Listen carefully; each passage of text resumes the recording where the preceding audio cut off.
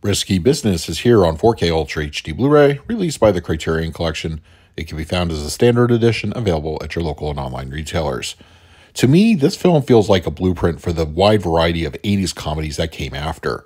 I personally like to pair this one with Ferris Bueller's Day Off, but the film itself certainly stands on its own, and sometimes I feel gets a little overlooked when talking about movies from that decade. This movie never stops putting a smile on my face, and it's one I go back to quite a bit. Risky Business on 4K Ultra HD Blu-ray has an aspect ratio of 1:8:1 with native 4K resolution and supports both HDR10 and Dolby Vision. For purposes of this review, I will be discussing the Dolby Vision encode. According to Criterion, both the transfers of the theatrical and director's cut underwent a restoration from the 35mm original camera negative and 35mm interpositive, respectively. The source looks largely free from debris and other imperfections, and film grain is properly cinematic. The bump in resolution boasts a nice bit of enhancement to texture and detail. Close-ups look excellent across the board, much better definition than the previous Blu-ray offered. Before I continue, I wanted to address a concern that several owners of this disc have talked about online. It appears that on Panasonic 4K players, when the film is viewed in Dolby Vision, there is what is described as a flickering or flutter of brightness to dark between scenes.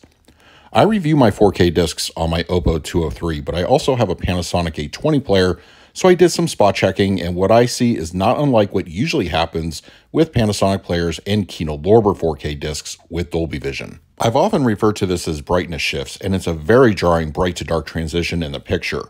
Sure enough, the Dolby Vision layer fluctuates quite a bit, and it is very distracting when I played it through my Panasonic.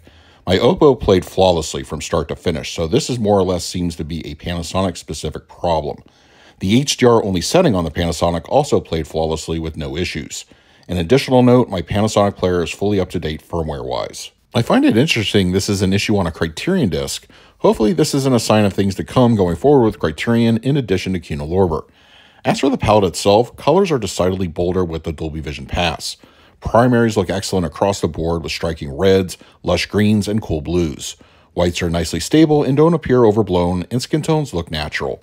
Black levels are very well rendered with deep inky night scenes and dark interiors conveying their proper intent. If there was anything I had to nitpick over in this particular transfer, it's the scene where Cole, Lana, and Miles are out running Guido in the Porsche.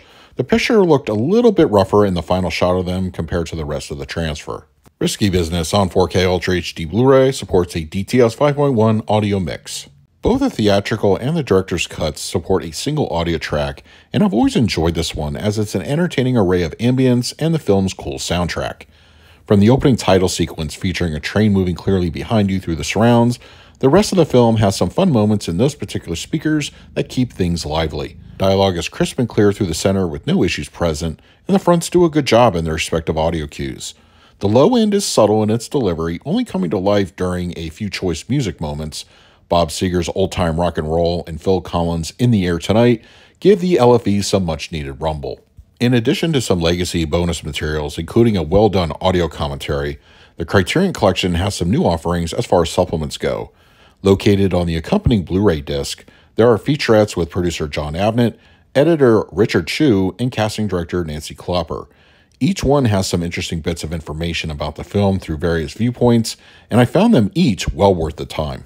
For the picture quality, I'm going to give Risky Business on 4K Ultra HD Blu-ray an A-. The new transfer for the 4K is a worthwhile upgrade from the previous Blu-ray. The source is clean, the palette looks excellent, and black levels are solid.